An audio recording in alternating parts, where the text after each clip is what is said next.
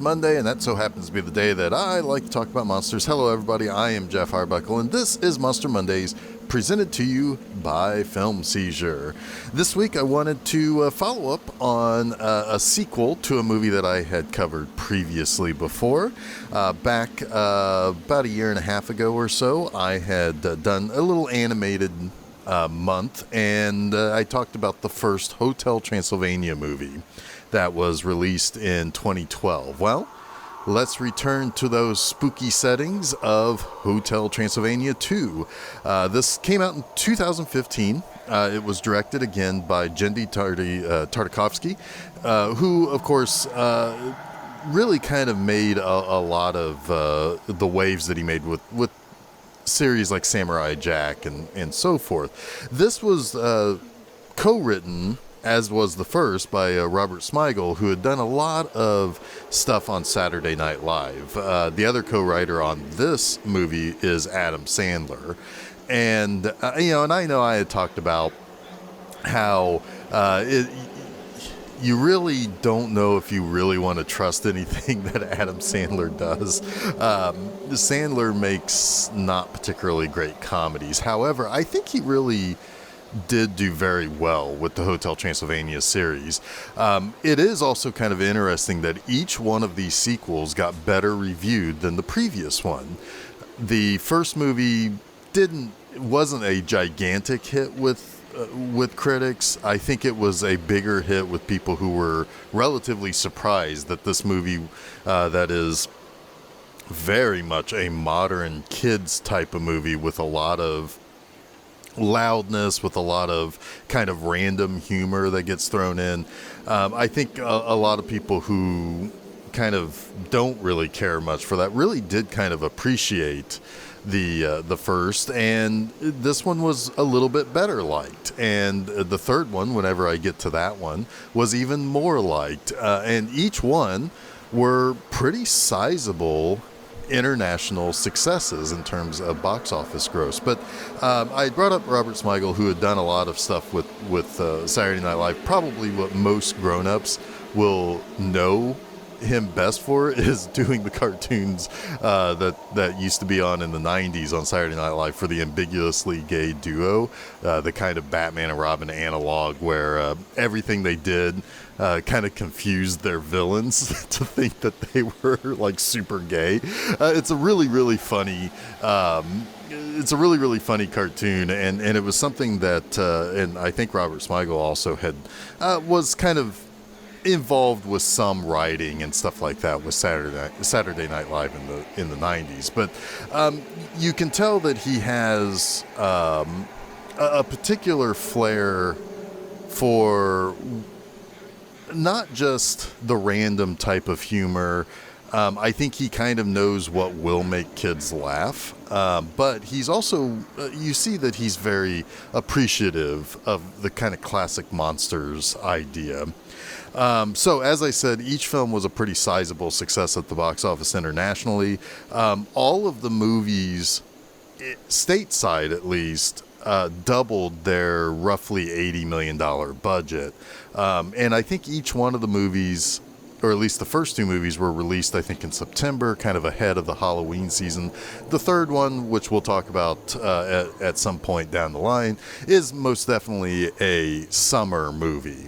In fact, summer is in the subtitle of the third movie, but we'll get there when we get there. The first movie made about $358 million worldwide, which is a pretty good hit. And this one, the second one, made $475 million at the box office. So these are very popular movies, and I'm assuming that they are quite popular, not just in the United States, but I have a feeling that they're probably quite popular in Japan and in Europe, particularly in Europe because of Genndy Tartakovsky being, from Eastern Europe and Russia. So you can kind of see that there would be some sort of worldwide appeal because of the various elements that make up these movies. But I find it kind of interesting because these movies are pretty popular here stateside, I think that there were quite a few kids who, liked the first one, liked the second one. The third one was a pretty good hit. And I think what's interesting is that I don't know if it's, I don't know if it's the parents that don't take their kids back to see this. I don't know if it's because, unlike Disney and Pixar movies, which can be for adults just as much as it is for kids, I don't know if, because this is really geared more directly for kids, I don't know if that's a reason why these movies don't do quite as well, because when you have Pixar movies, not only do you have family going to see the movies, but you also get adults to, particularly teenagers and 20-somethings kind of going on dates and watching the new Pixar or Disney movie. I remember that being a big part of why when Disney kind of returned to their prominence with things like, The Little Mermaid, Beauty and the Beast, Lion King, and so forth, those were also date movies for teenagers and 20-somethings. So I'm kind of curious why this movie didn't break, or these movies in this series don't break like the $200 million or $250 million domestic box office. But I do also understand that these movies are a little bit more geared directly towards a younger audience and a kid's audience. But I think that these are very, very good kids' movies too. So let's get into what this movie is all about. So the movie begins, it's 7 years after the first, and Mavis, who is Dracula's daughter, played by Selena Gomez, is marrying her boyfriend Johnny, who she met in the first movie. That's played, he's voiced by Andy Samberg, who is a Saturday Night Live alum. And some time passes. There's a lot of kind of almost montage-like feel to the beginning of this movie to kind of speed up the process to get to our main plot. Another year later, we find out Mavis is pregnant. We see that the little boy is born. He's named Dennis after Johnny's grandpa. And then some more time passes, and all the while, Dracula, who's played by Adam Sandler, is concerned whether or not this boy is going to become a vampire or not. He wants to continue his legacy, while Mavis and Johnny are a little bit more concerned with just the kid being a kid, and it's we'll get a little bit more about the primary message behind this movie here in a little bit. But so more time passes, and we find out that if the kid's fangs don't pop out by the time he turns 5 years old, he will be a human and will not be a quote-unquote monster. Monster is kind of labeled, it's just kind of the label that is opposite of human, right? That's, it doesn't matter if you're a Frankenstein monster or a werewolf or a mummy or Dracula. If you're a monster, you're a monster. If you're a human, you're like all the other humans in the world. So, meanwhile, Dracula also is kind of wrestling a little bit with Mavis kind of wanting to raise Dennis as a little bit more as a human, because in these early stages he is most decidedly a human, playing around with the werewolf cubs of Dracula's Wolfman friends. Is not something that she kind of wants to protect Dennis a little bit from that. He is a fragile human by all looks and appearances. So, she is kind of concerned about raising him as a regular modern day parent, whereas Dracula is very concerned about the old ways and bringing out the monster in him. Well, during the course of this, Mavis wants to consider moving away from Transylvania to give Dennis a little bit better life, or at least so she thinks. And so she decides to go with Johnny to where he's from, which is California. And the whole concept was, well, Dracula wants to give Johnny, who is concerned about no longer really having any alone time now that he's become a parent with Mavis, because she's very protective of Dennis. Well, he sees this as an opportunity to send them off to California and make sure that she doesn't like it. While they're away for that week, he will try to bring out the monster in Dennis by having him and his friends kind of go out into the haunted woods that surround Hotel Transylvania and basically scare him into becoming the vampire that Drac most definitely believes that he is. Well, Mavis starts falling in love with California. However, she does find out that there are some things that Drac and his pals are doing that she doesn't approve of, like taking him to the vampire camp that Dracula went to as a kid, that Mavis went to as a little kid, and discovering that the world has kind of moved on from monsters. They're no longer really scared of monsters. They are appreciative of monsters. They treat them almost as celebrities, and the vampire camp is also becoming very modern, to where it's not the rough and tumble, teaching them how to go out and hunt viciously for mice, or jumping off a rickety old giant platform to turn into a vampire and learn how to fly and stuff like that. And so when Mavis finds out that Drac is kind of endangering Dennis, she decides to return to Transylvania and tell her father that, nope, we are definitely moving. I can't trust, I'm worried about him being around monsters, but she can't even trust her son being around her father. So they decide that they're going to have Dennis's 5th birthday in Transylvania, and then afterwards they are going to move. Well, before doing so, Mavis invites to the party her grandfather, Vlad, who's played by Mel Brooks, who it's kind of perfect that he's playing Adam Sandler's dad in this. But but this worries Drac, because Drac knows that that his father is even more prejudiced and racist towards humans, and to find out that that he has let humans into his hotel, that his daughter has married a human, that there are humans around, and that there's probably a human child involved here. He is concerned about all of this being kind of coming to light and creating a problem with his father. And at worst, it could be his father decides to destroy and kill all of the humans that are present, which is basically Johnny and all of his friends and family. This is it helps bring little Dennis's vampire self out, and soon we discover that maybe humans aren't so bad, and maybe there are room for changes away from the old ways and into a modern world. All right, so I'm going to talk about the 3 things that I like about this movie. First and foremost, the movie opens with this wedding scene, and I loved it because you can really see there's a lot of fun and a lot of imagination played into this. You have, Johnny bringing his parents over to Transylvania. He's marrying a vampire.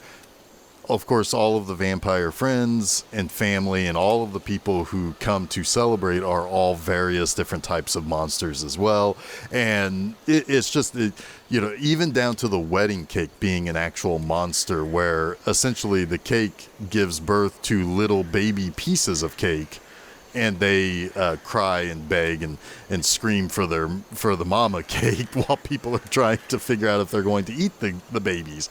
It's a very imaginative opening scene. It helps throw you right back into the world of, there are monsters in this world, and there are all sorts of different types of monsters. There's Blobby, who is just kind of like this gelatinous green blob that basically sucks up anything that it touches. There are, of course, the werewolf and the wolfman and all of his kids. One of those kids is a little girl werewolf who loves and is kind of in love with little Dennis, and that's a very sweet little relationship because that's something else that Dennis really loves being part of this world. But we'll get to that here in a minute.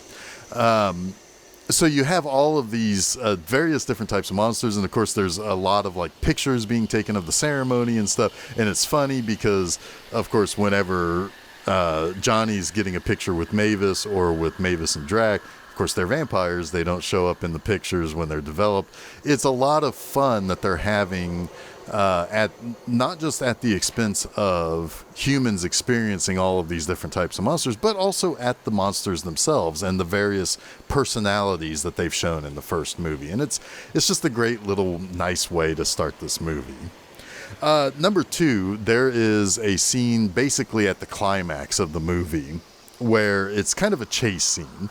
So throughout the bulk of the second act of the movie, Drac and his friends, Frankenstein's monster, the Invisible Man, the Mummy, and the Wolfman, have taken Dennis out to the forest. It's kind of like, it's almost like when some parents take their kids when they're like early teens or late adolescents out on a hunting trip, basically, and it's to bring the man out and in the boy or whatever. Well, they're going to take Dennis out to bring the monster out. So and Drac also wants to make sure that Dennis doesn't have any ideas around what monsters are. He likes this kids show that has these kind of Muppet-like monsters in them that, of course, Drac thinks misrepresents their kind very, very much. So he takes them out, and of course, Mavis and Johnny are overseas in California. Well, this is when Mavis discovers that Drac is basically endangering her son for the sake of his own needs, not for Dennis's. And so she decides that she wants to go back immediately to Transylvania. There's no plane ticket back. There's no way back. So she is going to fly as a bat from California back to Transylvania, carrying Johnny along the way. Meanwhile, in Transylvania, you have Drac and his guys at the vampire camp, and basically through a long series of sight gags and stuff, which are it's a pretty good scene. But there's a fire that gets started, and I think it starts with Frankenstein's monster, and as he's running screaming from the fire, he's of course lighting all of the rest of the camp on fire, and it also causes their car to explode. So the only way they can get back to the hotel to meet Mavis and Johnny is to basically climb onto Blobby and his little scooter. And so they are very slowly returning the several miles back to Hotel Transylvania, while Mavis and Johnny are flying from California to Hotel Transylvania. And it's just a funny scene. It makes you say, at first as an adult, you're saying, well, how the hell is she going to be able to get back to Hotel Transylvania before Dracula and his pals get back? Oh, because of this series of events, the only way they can get back is via weighing down a very small scooter, which causes them to go very slowly on the way back to the hotel. And it's a really well thought out and funny scene, and it plays up to a lot of kind of realistic scenarios that kind of land. Of course you can't get a direct flight from California to Transylvania. Of course, when there's a fire and it catches your car on fire, obviously that car is no longer going to work. So both sides are dealing with somewhat a series of somewhat realistic and somewhat comedic situations that lead to a very funny chase scene that really kind of sets up a very nice climax in the movie. And then thirdly, of course, there's a really nice little message in this movie, and that is to basically accept people for what they are. Doesn't matter if they're monsters, doesn't matter if they're humans, doesn't matter how scary they look. they are people and they are things too. And of course, this is going to be an analog for how to deal with, different races, different religions, different types of people with disabilities, both mental and physical. It's all an analog to be more accepting of other people that you come into contact with, which is a fantastic thing for kids to be learning about, particularly in this day and age where there is a great deal more, I don't really want to say enlightenment, but a great deal more concern over making sure that nobody is unfairly separated from other groups of people. And it's a definite analog for that inclusion and for the idea of accepting people. That's something that Drac himself has to deal with the fact that he goes from desperately wanting his grandchild to be a vampire to eventually accepting that he may just be a human. But then also when we do find out that Dennis is indeed a vampire, we see how other people react to him just kind of basically blossoming and becoming what he is. And of course that is also going to be a little bit of an analog to how people deal with people of different genders, of different sexual orientations and the like. So it's just a very pleasant and not overbearing message that is being put in this movie for kids to consume. The fact that Mavis even doesn't, even request that Johnny's parents stop using the term normal as opposed to monster, as the opposite of monster, is a statement on saying, that's not a cool way to describe anything. Anything can be potentially normal. Doesn't matter if you're a monster or a human or whatever.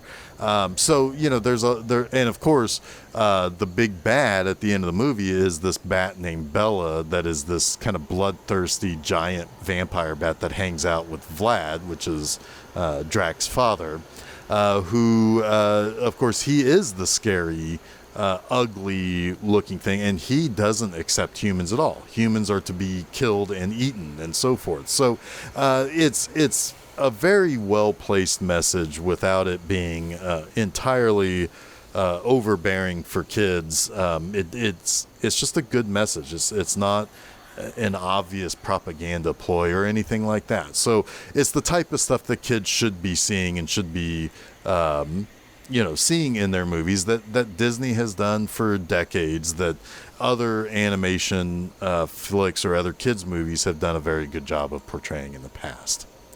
All right, so that wraps up this week's Monster Mondays. Now, don't forget to check out new episodes of Film Seizure every Wednesday and new installments of Monster Mondays each Monday on FilmSeizure.com. You can also find both of those shows not just on FilmSeizure.com, but also other places where podcasts are found, like SoundCloud, Apple Podcasts, Google Podcasts, Stitcher, TuneIn, Spotify, and Audible. Additionally, you can hop on over to Facebook and Twitter to follow us by just searching for Film Seizure. And while you're at it, head over to my website, bmovieenema.com, and read new text reviews each and every Friday morning. You can also follow B-Movie Enema on Facebook and Twitter by searching for just that. And hey, also go over to YouTube and make sure that you subscribe to the B-Movie Enema channel, where you can find a bunch of clips that I put into the various articles, as well as episodes of B-Movie Enema, the series, where I host a movie. There are 13 episodes that are already available that comprise season number 1. Season number 2 begins this September, so subscribe to the channel and get ready for that. But until next week, stay spooky.